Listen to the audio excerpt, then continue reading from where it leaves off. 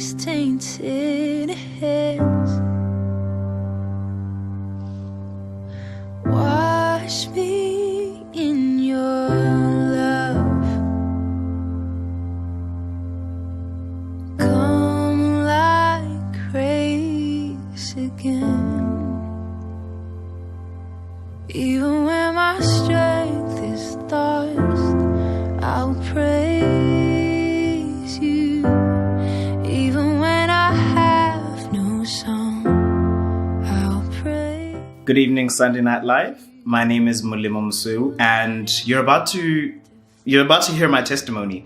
But I wanted to share this message with you. As you know, we're in a series called Sound Mind, a journey through mental well-being, or a journey of mental well-being. And this testimony is my journey of mental well-being, and what I'm hoping for is that it'll help somebody out there, whether you're going through whether you're going through mental illness or you know somebody who's going through mental illness. My hope is that by hearing my testimony, and in fact by the work we do surrounding this topic, that it'll help people gain a deeper understanding of themselves and of other people. But I would like to state, however, that this episode, it can be triggering. It can trigger a lot of people out there who struggle with mental health issues. And if that's you, I'd like to implore you to make use of the numbers that have been provided and reach out for help. Now, I know that when you're in that space, that storm, especially around when you have a certain mental illness, I know that it can seem very difficult. In fact, it is very difficult to contact somebody and ask for help. But I can tell you, through everything that I've been through my past 8 years of this battle, I've always received the greatest help when I welcomed it, and also when I sought after it, especially when I sought after it. And so that's the first reason that I'm sharing this. And in order to get to the point where I'm able to share this so much is because I surrounded myself with people who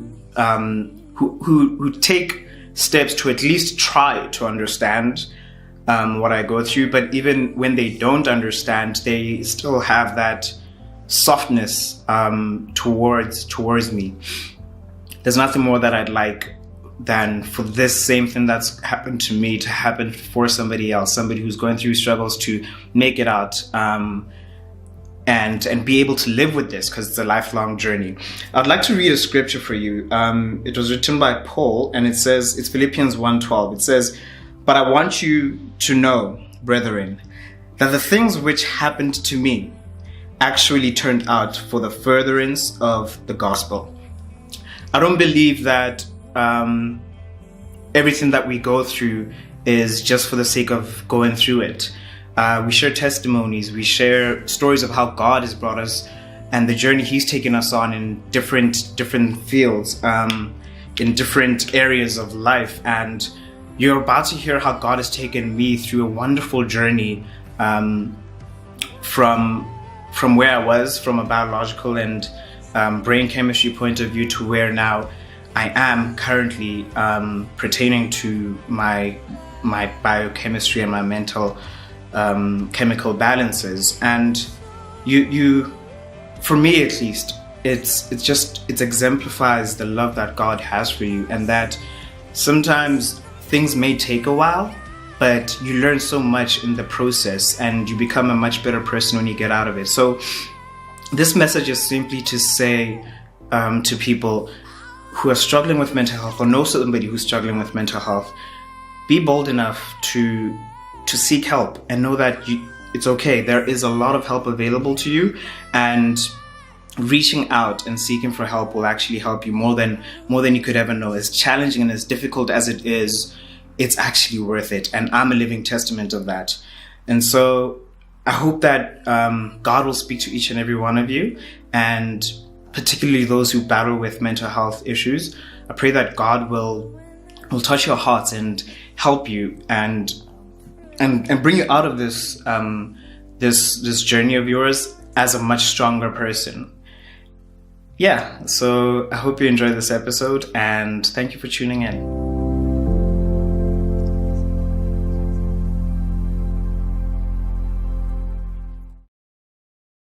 Good evening and welcome to today's series or episode of Sound Mind.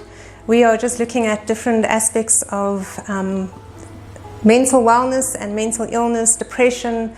Last week we had some psychiatrists and psychologists just discuss various issues or various aspects of it, and today we've got Molemo here who is going to share his testimony and his journey with us.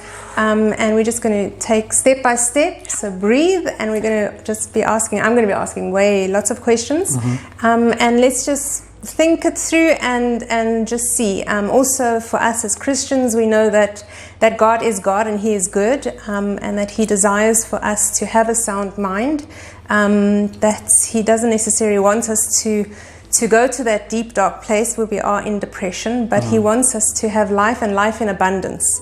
And life in abundance means to have a sound mind, to have good thoughts about ourselves and good thoughts about others. So that's what we're looking at today, is just a sound mind and what it looks like from the opposite side, depression, anxiety, and just the various aspects of that. So here you are. Welcome. Thank you. Please do share your story with us. Okay, my story. I'm going to begin with when I was 16. So when I was 16, I got into a relationship with a 24-year-old, and my 16-year-old brain could not handle everything that happened in that relationship.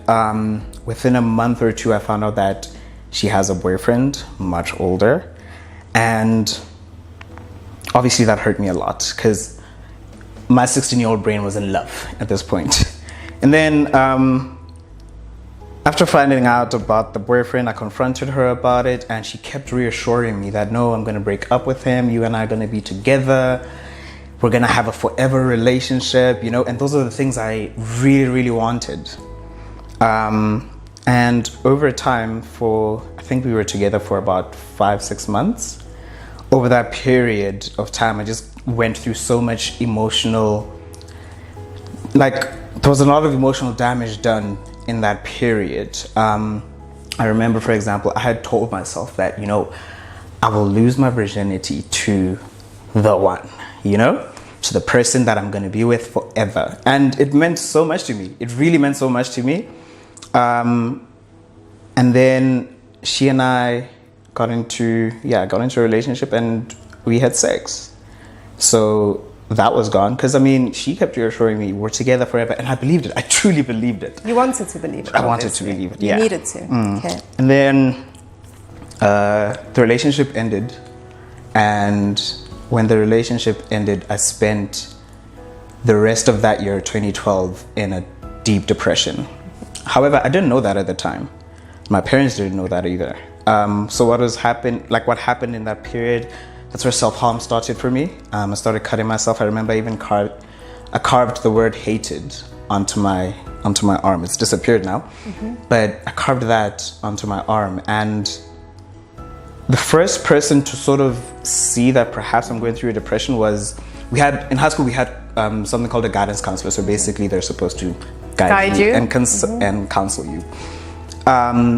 So I went through that, and then I went to see the guidance counselor. Rather, I was sent to my guidance counselor because I had been cutting myself in class, and I got caught.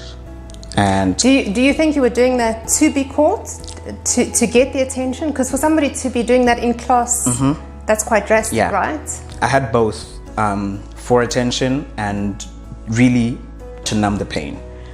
That's important. I want you to go deeper on that, because I think a lot of people don't understand why you self-harm. Can you just go a bit deeper on what it means to numb the pain and what you're actually aiming? So you're not just cutting yourself because it's fun. No, you're cutting for a purpose. Yes. So can you just explain that? So what would happen is, I'll start with the seeking attention aspect of it, when it applies, because it's not always the case. So with that, it was simply, it's a cry for help. That is a very evident cry for help, which you're very fortunate if you have somebody who understands that. However, what about when it's not for seeking attention? Sometimes the pain is so deep and it's so painful that you want to divert it to something else. That you can see and touch. Exactly. And I want to be able feel. to, and that is a form of trying to live with the pain. Because it's there and you can't do anything. You don't even know what's going on. Imagine you're 16. My 16-year-old mind did not know what is going on. But I'm sad every single day. Broken, completely shattered. Completely. Okay. And I remember I went to a store nearby and I bought razor blades. And I just started cutting. Whatever I would cut, I just started cutting. And when I first did it, I was like, this actually helps. Or at least I'm telling myself that it helps. Because now I can focus on some other form of pain. You can see the pain. I can that see you're it. causing. I'm seeing the blood, and that makes me feel okay. There's an effect. There's something. Okay. And it's actually funny because pain actually causes endorphins because your body is trying to manage the pain. And I'm also really pleased that you're saying that because often we look and we think that it's only girls that self or that cuts, right? So it's good that you're mentioning that. We're going to talk about suicide later, but what people don't know, or very few people know, is guys are more successful at suicide than ladies. Because they really mean to do it. Yes. And their attempts are just harsher because they are. And that's the truth. That's why guys are more successful at suicide. It's because it's more violent. Very much so. Even my attempts were violent. Okay. Except my first one, which I'll get into. But yeah, I think above everything, it's a cry for help, even when you're not necessarily crying for help. Can I also just go in on that? So I know with the kids, I've learned, right? So obviously kids can act out, and when it comes to kids, it's like any attention is good attention. And I think that's important as well. If we can just understand that even when we do things that are harmful in seeking attention, it's still getting attention. Yeah. It's still getting like, hey, I'm here, I need help. Yeah. So I think that is very important for people to know and understand. Okay, please continue. Sure. And then, so that's when it started, like the self-harm. And that's also around the time when my first suicide attempt happened. Because I couldn't take it. So what happened is, and bless them, they really didn't know what they could do. My dad saw that I'd cut myself, but I'd hidden it. Covered it. I'd covered it, but he could see, like, I think he saw a little mark, and he's like, what is this? And then he pulled up my sleeve, and we were about to leave and go to school. Like, he was about to go drop me off in the morning. He shouts, he drags me out of the car, he takes me to my mother and says, look what this boy is doing, And in that moment, retrospectively looking at it, he was scared. Terrified. He was very scared. Him and my mom, they were so scared and they didn't know what to do. As a parent, I can't think of anything worse. So, and just the way we love our kids. Yeah. It's heart-wrenching and we overreact in anger. Yes. But it's actually not anger, it's just our own it's fear. Love and and I say retrospectively because at that moment I hated it. I hated both of them, like this deep sense of, because it's like they've discovered my only medicine. Not only that, they're banning me from doing it. And just I want that to be in perspective. Like, I'm 16 years old and that's what my 16-year-old brain is telling me, like, this is the end, and then that's what followed. That's when my first suicide attempt followed. Take us through that. So I'm sitting in my room, and my mom used to study in my room, right? So my mother is there, and then she leaves. When she leaves, I was waiting for her to leave. When she left, I had one more razor blade which I had hid, and I quickly did a search on how to kill yourself with a razor blade. Google does not help, right? So then I found out you cut one way, you'll end up in hospital. You cut another way, you end up in the morgue. Yes. those who know what I'm talking about. So I went for the morgue. I was telling myself, like, you know what, I'm out of here. I'm done. The pain I'm is done. too much. I can't do this. So quickly tell me, so are you, in your mind, are you convinced that death is easier than this pain? And then I also want to ask, because I often, you listen to people afterwards and they say, like, you're such a coward if you kill yourself, which is absolutely wrong in my view, because it takes a lot. And then the way I always try and explain it is that you've died 1,000,000 times over. Yes. By the time you're actually trying to kill yourself, you have died 1,000,000 times over. I've already been through this. So you're finally just reaching the point where you're actually physically doing it, right? Because before it happens, I spent a long time thinking about it. Thinking about, one, how I do it, and obviously thinking about the fact that it's the only way out. It's the only, because this is not how I want to live. I do not want to live in a constant state of pain and hurt and my feelings being invalidated. I can't take this anymore. I can't. Like, I don't want this, and I'm leaving. And I'm fine with it. It's okay. This is much better. Option. It's a much better option for me. That's what was going on in me, and I tried and I realized you actually have to cut very deep. You hadn't practiced. Turns out I needed practice there. You have to cut so deep. Thank God you hadn't practiced. Thank God, because genuinely I was ready until I felt that pain and was like, another level.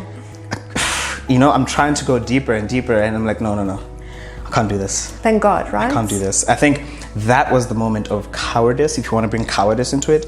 Because, as you said, like, the decision to end your life and to actually go for it takes so much courage.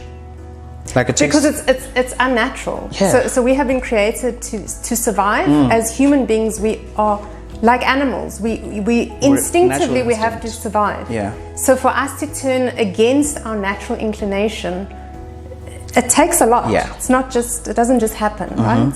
And also, I didn't tell anyone about it. I didn't want, in fact, this is the first time I'm actually talking about that one.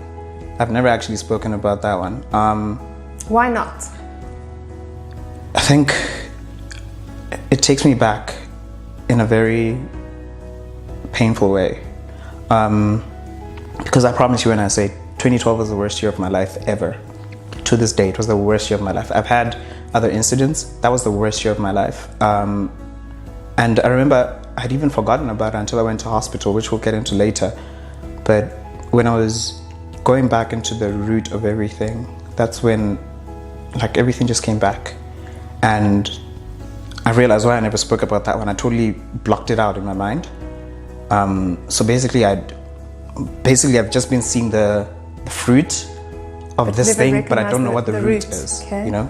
And I never spoke about that. It was just too hard for me to confront until recently.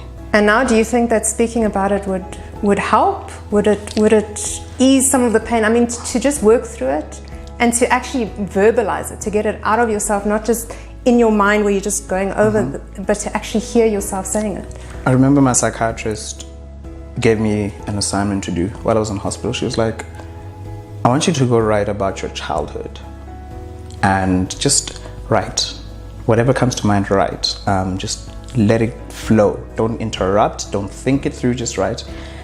And that was the first time in the past 8 years that I actually confronted this, and I broke down. I cried so hard because, like, the pain. I just saw my 16-year-old self in that painful state, and I'm like, first of all, I'm grateful that you didn't succeed in what you tried, but I'm also proud of you because you went through a lot. You've come a long way. And it was really hard, to be honest, even now, even with everything I'm aware of. It was very difficult to look back at that and feel that pain again. Except now you have to confront it. You're not going to run away from it. You're not going to turn your back on it. You can't. It's right here, and there's nothing you can use to self-medicate. There is no one but you, and there's no razors or anything like that. There's nothing to divert the pain anywhere except for confronting it, sitting down and speaking to yourself. And how did that make you feel? Meaning, did you feel a sense of relief after doing it, or? Yeah. So after I wrote, the next day I see my psychiatrist and I say, I found the root. And she was like, okay, what is the root? And then I told her about what happened when I was 16. And that's when I also discovered, or rather learned, that genetically, some people are predisposed to get a mental illness, and all it takes is a trigger. And that was my trigger. Like, I hadn't had any mental health issues, but they were just lying dormant, and they came out when I went through that. And there are people who will go through something and then they get depressed naturally, you know? But at that moment, as I sat there, I cried again in front of her. I was like, this is what happened. And obviously it doesn't feel great when you're in it. When you're going through that reflection and looking back at everything, it doesn't feel great. But then after you do it, there's a sense of relief in that, okay, I've discovered the root, I know where this comes from in terms of what happened, and I know that I'm genetically predisposed to have this, so what's next? So do you allow yourself more leeway, or do you feel guilty, or do you feel condemned because like you are predisposed and other people aren't? How does that actually make you feel? For me, I felt grateful. Grateful because I felt like progress was being made. So it made sense. Yeah. It actually made sense. Like, it was like, there we go. So I'm not crazy after all. Yeah. Right? Because I did have feelings that I shouldn't be feeling the way I feel. I don't have the right, or I don't deserve to have these feelings, to have this mental state, because, I mean, my parents did so well for themselves and for me. And on the outside, I'm living a great life. But on the inside, I'm in turmoil. And I didn't feel like I should be, you know? You shouldn't be that way. And my psychologist was like, these shoulds and shouldn'ts, just put them aside. The fact of the matter is you're here. And let's deal with that. Let's deal with the fact that you're here, you know? And so that's why I felt so grateful, because I'm seeing the progress. I'm seeing us make leeway, because I've been through nine psychologists and 2 psychiatrists to get to where I am now. Right? And it's 8 years later.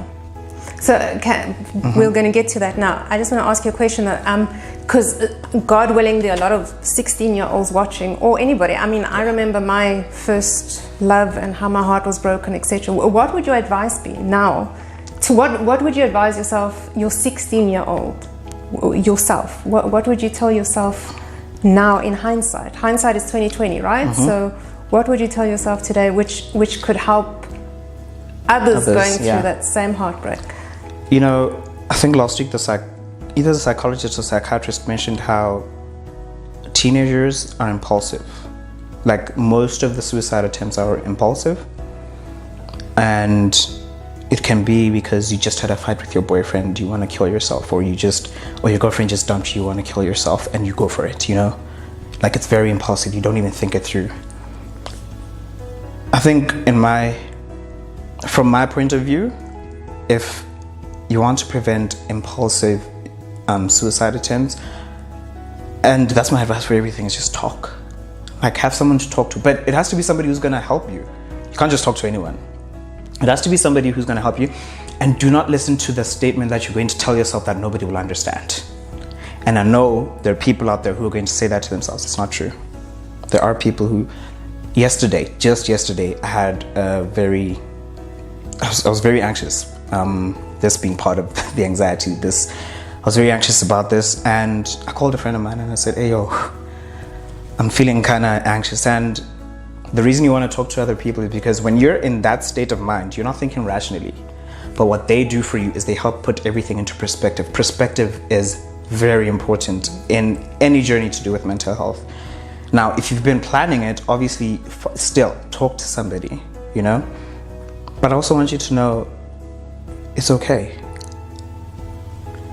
There's nothing wrong with you. You have an illness like anybody else. An illness, exactly. It's an illness. It's an illness. When you have a flu, it's an illness. When you've hurt yourself, that's an illness. This is an illness. It's not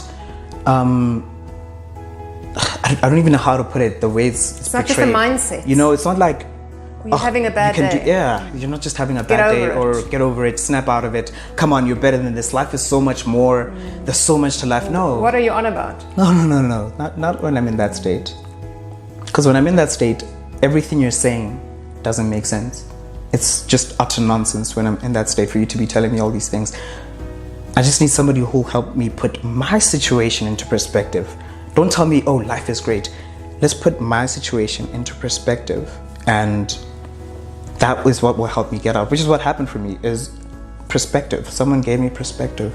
So obviously then what you're saying is that specifically teenagers, they need to surround themselves with people that they can trust and that they can verbalize their feelings and emotions to, no matter how dark it seems, no matter how obscure or obscene or whatever, but that you can actually verbalize it and get perspective back, not just a hammering, but someone that will listen. So that would be a tool. That would be a tool. Definitely. Okay, so you said that you had 9 psychologists and 2 psychiatrists. That's quite a journey. That is a journey. And I'm so pleased you said that. I'm sure you've also been on various different medications and different diagnoses, etc. And I think that is very important because what we spoke about before is that there's no one size fits all. And I know that some antidepressants, etc., actually can just make you more anxious. And some antidepressants work for anxiety, but then if the wrong person takes it, it actually makes them suicidal, etc. And I want you to explain that so that people can just understand the journey that it takes and the process that you have to go through to get the right meds, to get the right balance, to get the right doctors, and just that. Okay. First of all, understand that this is going to take a while. It's a journey. It's when they say it's a journey, they mean it's a journey. And it's not a short journey. It's not a short journey. You're not gonna go there and come back and everything's fine. It's not like if you have a cold, you go there, you get through the symptoms and it's done. And this is a journey and a lifelong journey. When you first go for therapy, your psychologist, you're gonna do a lot of talking. You might explore things that you don't want to talk about. Because remember, psychologists won't ever force you into anything. They'll always nudge you in the right direction. Exactly. So you go through. What's very important is to understand that you are the one who's going through this, and you are the one who needs help, and be okay with that, and seek the help that you need. Like you said, it's every case is different. You and I could have depression, take the same, go for the same therapy sessions, have the same, and then we get a completely different outcome. Know that it's okay. Know that you can just talk freely. It's uncomfortable at first, but talk freely. But also, don't be afraid to leave and go for another psychologist or psychiatrist. If it's not working, it's not working, and it's okay. And if you don't feel that connection with a person, respect yourself enough to actually find someone else. Yeah, and it's okay to be changing your psychologist. Like I said, I've been through 9, and I have the best psychologist right now. But I think it's also important to change them for the right reason. Yeah. So you don't just hop to not deal with the issue. It took me 8 years to find this one, but I didn't just decide, no, I'm done with you. I need a different one. No, it's the relationship, the vibe that you two have, and I think for me also it's being listened to.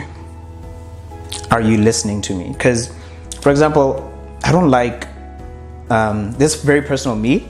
I don't like being praised when I come to you with a problem.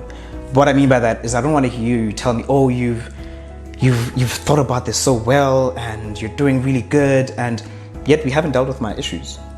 I'm here to deal with my issues, and I'd like us to get there at some point. So just know that it's okay to change and do it for the right. If you're not connecting with the person, especially if you're not connecting with the person, even if it's for what you might feel is a stupid reason. For example, I know with me, for example, I can't have a male psychologist. I've tried, it hasn't worked. Why? I don't know. I don't even want to explore that because I found a great psychologist and it works perfectly for me. And that's the thing, it works perfectly for me. It's about you, Exactly. So I think more than anything, I wouldn't want you to go out and do the things I did. I'd want you to go out and find out what would work for you based on the things that I've said, based on the things you're hearing. And with the psychiatrist, my first psychiatrist wouldn't really listen to me, because I went to him and I'm like, okay, I think I have bipolar. And I explained what's going on with me. Didn't ask me many questions, just said, okay, cool. We'll put you on these meds. Those didn't work for a while, and then boom, I'll take you to go to hospital then, you know? That's my first hospital experience, which was very different from my second. But I got there and that's basically how it was. Like, it was more him telling me what he's gonna put me on, as opposed to me being asked questions that would help you discover what I'm actually going through. Because obviously I don't have all the knowledge. I did psychology in varsity, yes, but I don't have all the knowledge, you know? I know very well what's going on with me, but sometimes I don't know that that's what I should be talking to you about as my psychiatrist. Or what it actually means. Sometimes I just don't know what it means. So my psychiatrist, my current one, the first time we met was after my last suicide attempt. She asked me so many questions, you know, and that felt good. Maybe somebody else doesn't like questions, doesn't want to be asked questions, because it does get a bit uncomfortable, and it's okay. Like I said, what works for you? But she asked me so many questions, and that helped her understand me and figure things out with me, you know, instead of just going off of what I said or just off of what she thinks. And so I think it's very important to have people. Your professionals should be people you connect with and people who strive to understand you and help you out. But I think what is important is that you actually seek the help, that there is help. Yes, there is is help, and there are doctors and specialists who are there to help, and God has created them. God has given them the wisdom and the understanding, and there is medication that has been developed, I believe, by God to help us, just like with diabetes or high blood pressure or any other illness. So you said that you've had three suicide attempts, am I right? Four suicide attempts. Okay. Can I ask, what has triggered those? So you mentioned the first one, but recently you said your latest one was now in February. Yeah. So what has triggered you? And are you aware of those triggers? Like, when you're going into that depression, do you see it coming? Do you recognize it? What can you do about it? Truly, for me, if I know anybody that I'm close to that is struggling with depression or is bipolar, whatever it may be, what can I do to help a person and to also direct them? Like, okay, stop, Lee, you're going too fast here. Please realize what it is. Yes. So it's only now that I realize, or I'm aware of my triggers and warning signs, which I'll get into. My second and third suicide attempts, no. My second suicide attempt was, I was seeking attention. Like, I was genuinely seeking attention. Like, I needed somebody to see me, you know? And people think it's a bad thing when you seek attention. It's not. It's you crying for help the best way you know how, and it's okay. I really wish people could understand it's okay. So as I was saying, I got in the car and I started driving, and I was driving really fast, and I let go of the wheel. I don't know for how long, but I let go of the wheel for a good while. And then eventually I was like, no, something scared me into taking back the wheel and driving like a human. And then the last one, I'd spent a while on my own, you know? Wayne saying to me that I spent too much time in my head. So I was in my head for, I think, a good 3 weeks. 2-3 weeks on my own. I had just come back from home for December holidays, and I did a lot of drinking then, but I was doing it to avoid the pain. What pain was that though? What the caused? Pain, that's another thing, is there's not always a reason that you're feeling that way, but then things will happen that will just make it worse. Of course. You know? Whereas losing my work on my laptop is something I can normally handle. If I'm already in this state, it's just going to feel like everything's just going to, it's just going out of control. So it's just anything that is stressful that can just push you. Okay. So then I left home, came back this side, and I spent 2-3 weeks in my apartment on my own, thinking so many things. Like? That I'm a disappointment to my parents. That I'm not where I should be.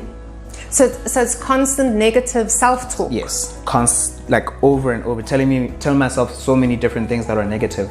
And just being hard on yourself. Very hard on yourself, like I'm a horrible person. I am a terrible person and I don't deserve to be putting my parents or anybody through this, you know? And I was like, I should die. So you basically just rationalize the whole reality. To you it becomes a reality that you are a complete waste and therefore you just need to end everything. And there's no other truth that comes through. You can't, like, I don't know what else anybody could have said to me. And then I remember I texted. Something else that happened is a few weeks prior, Wayne passed away and he said to me, dude, you've lost your passion. And that actually hit me very hard because I wasn't even aware. But that's the moment when I became aware of the fact that I've not been myself for a while. And I'm not doing the things that I'm passionate about. These are the signs of depression, you know? Yes. You're not doing the things you're passionate about. You're just hopeless most of the time. No energy, no lust for life, no desire to thrive. Yeah, if there's one thing the enemy will come for, is your hope. If he has that. And I sat on my bed, I fetched all my sleeping pills and put them in my hand, and then I took them all. I don't even know how many. And my aunt video called me, and when she called, she could see that I'm not okay. And then she contacted her little sister, my other aunt, to come over, and she came. She saw my state and she took me straight to hospital. When I got there, I don't even know what they did. I just remember waking up the next morning. I don't even remember going to hospital. Can we just take a few steps back, right? Because I know we were speaking about this earlier on, and you said that was really just God intervening because your aunt doesn't normally do that. That wasn't the only thing that just convinced me that it's God's intervention throughout. Because, like I said, she normally doesn't video call me. She video called me that day, and then the next day my parents came and they found me in hospital. The first thing my dad did when he walked in is he cracked a joke. And I needed that so much. Oh, really? I don't think he understands. I think maybe they had the conversation on the way because it's a 4-hour drive. Like how they're going to break the ice. Yeah. Okay. You're going to your son who's just tried to kill himself. What do you say? Well, I don't even remember the joke. I just remember being grateful that he said that, because the whole time I'd been scared as to what's going to happen when I face my parents. So that normalized it. That normalized it and actually just broke the ice. Yeah. And I think that's important because I think even when you're struggling with depression, etc., you still want to be treated as being normal. Exactly. You're still normal. That's what I've been saying to everybody who's on my emergency contact list. I've been saying, don't check up on me and make me feel like you're checking up on me. Like, let's have a normal... But you know that's hard as well, right? It's very hard. It is hard for someone on the outside trying to reach out to you and then not be obvious. Yeah. Because there is a concern. And I think we have the right to be concerned. And like I said, this is one of those different fits for different people. Somebody else could have been pissed that their dad walked in and cracked a joke. I'm just grateful. And for me, it was God. It was God, because I didn't know how we were going to start our conversation. And then after that, I went to hospital. Like I was there for 3 weeks. Which is what they need to do. And I think that's also important. Because I think a lot of people try and commit suicide and then they're in hospital and they just want to go back home. And they shouldn't be allowed to. You need, if you're there for suicide, you need to be treated. Weirdly, though, in my situation, they normally don't. But in my situation, they allowed me to go home because I had exams coming up. And I was like, okay, I have exams, I need to write these things. And they were like, okay, immediately after your exam, you're coming in. And I passed those exams. I was so happy. I didn't think I'd fail, but that's just, I was so done that I didn't even care about anyone or anything. That's where I was. And then when I got to hospital, I met other people who were going through this. That's where I became comfortable with speaking about this, because we just talk, you know, hey, this is how I try to kill myself, or this is what I've been doing, these are the substances I've been taking.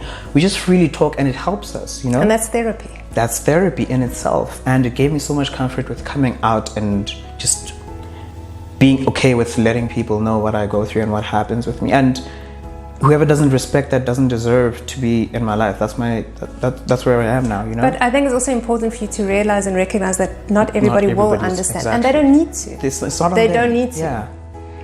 And so what was your comfort. diagnosis then? Because I know we've spoken about that, and I think that will also help the audience. Going back to this thing being a journey, the first diagnosis I had and the one I have now, they're totally different. I was diagnosed initially with ADHD, and then I went through a whole lot of other diagnoses until now, where I've just been diagnosed with anxiety, bipolar, histrionic personality disorder, and borderline personality disorder.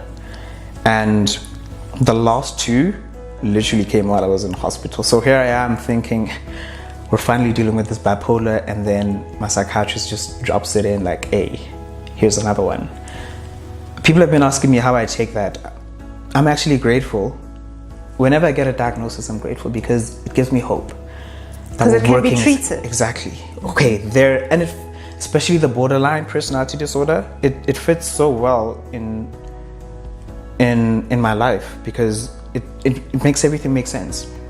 You know, because now I understand why I don't really have a solid personality or identity, you know, because you're not a exactly. stable, consistent person. Exactly. Okay.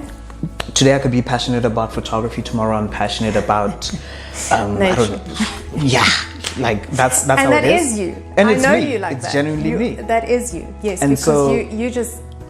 You know. Yes. So now you get to a place where you're like, oh, you can appreciate that. This is so now it's a matter of, before I jump into this, is this for me? Is this really for me? Or am I just going with the wave? Or is it just something I'm just, you know, take time and walk through it slowly and figure out, is it really for you? And again, it's okay.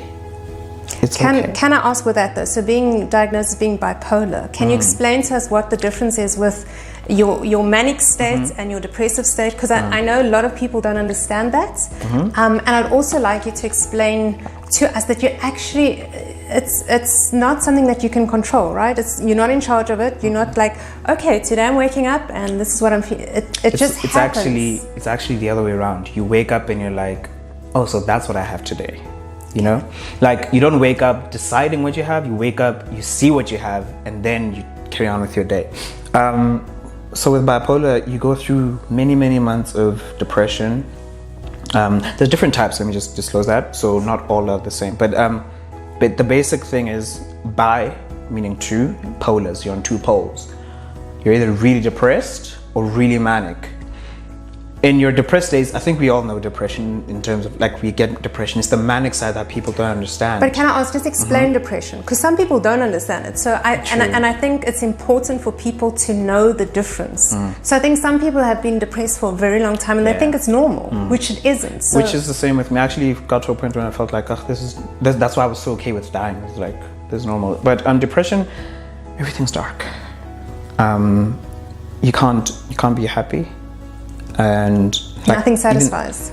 Even the things that make you, even the things you're passionate about can't make you happy in those moments. Like, it's hard to just get up out of your bed. Literally, it feels like it takes so much. You have to drag your body, and you have to. So we have people who can function, like functionally depressed people, and people who are not functional. Like, I was functional. In my depressed state, I can still do my work, I can still show up, I can still put on a smile for you, you know? I can pass the exam, I can laugh with you, but deep down, I'm miserable. I'll make the jokes. Okay. We're running out of time, so I'm going to ask you to rush that with your manic. And then when you're manic, anybody who's seen me excited knows what manic looks like. Manic is you're excited, you don't need sleep, you always want to go out and have fun, you're the life of the party, you know? Hyped. And like, you're your own hype man even. And you're really excited and it feels great. And that's the problem. because you're too far up, you start feeling invincible. You know, you start taking risks. It can be financial risks, risks with your own life. It can be so many. You start taking risks. So that's the other end of it. So that's where, when I said I have bipolar, people were like, "No, but you're always happy. You don't have bipolar," you know. And that's not what you want to hear. But that's because people don't see the other side, because I don't show it. They can't see it, and I can't blame them for it, you know. But it's really been a journey where now I'm on the right medication. How do I know this? I've seen the way my life is sort of turned. Normalized, you know? probably. Exactly. Do I still get... Yesterday I was anxious. I was very anxious yesterday, like I said. So obviously you still get those things coming, but now with the right therapist, the right psychiatrist, in other words, the right medication, and really a routine. Whether or not you struggle with mental illness is important, but more especially if you do, have a morning and evening routine. Because I know for a fact, because you have this thing called decision fatigue that can happen. And when you're depressed, it's already very low. You don't want to make decisions. But what happens is when you do that, when you set a routine for yourself, you get your day started without thinking. It's automated. It's automated. So I wake up, first thing I do, I meditate. I go through a guided meditation. Another thing that's important, meditate. Go through a guided meditation, and then I do a self-directed meditation, and I spend time. I read the Bible. I read my Bible, and I'm reading it cover to cover because I want to understand the story. You know, I'm feeling a deep connection with God right now, and being in lockdown has actually been beneficial for me. Yes, it's very terrible what's happening in the world, but I've literally used this time to restore my relationship with God, and it's been so beautiful. And I'm so grateful to God for everything that He has done. Everything that, because now I'm in a position where I say, yes, God can heal, but I'd like to be the person that, one of the people that God uses to help others. You know, I'm not even focused on, no, I want to get well. I do want to get well, don't get me wrong, but it's like, I have this thing inside me that is like, people need help. And I can help by sharing what I go through and helping other people with what they go through. That's why I was so excited to be part of this. That's why I was so excited that it's being done at church. So whoever you are, Christian or non-Christian, develop a routine and stick to it. And I cannot explain how helpful routine and meditation has been for me. And I'm in a much better state and space. Such a good space that I'm able now to, instead of, for example, turn to alcohol or go to some party just to deal with something, make it go away. I'm okay with sitting down by myself and saying, let's talk. What is this emotion? What's going on here? But it takes a while to get there. 8 years. It can take another person. It could take you 6 months. It could take you longer.